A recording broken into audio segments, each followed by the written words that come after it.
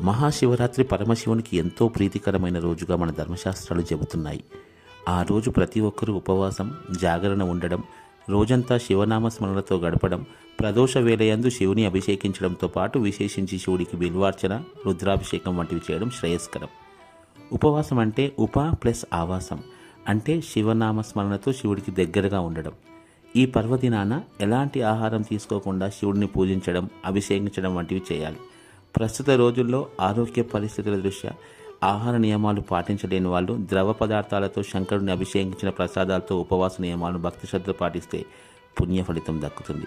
శివరాత్రి రోజున జాగరణ ఉండడం వల్ల రాత్రిపూట చేసే శివార్చన, శివాభిషేకం వల్ల శరీరంలో తేజస్సు వస్తుంది. అలానే భగవంతుడి మీద సాధకులకు, మోక్ష మార్గంలో ప్రయత్నించే వారికి ఇది విశేష సమయం.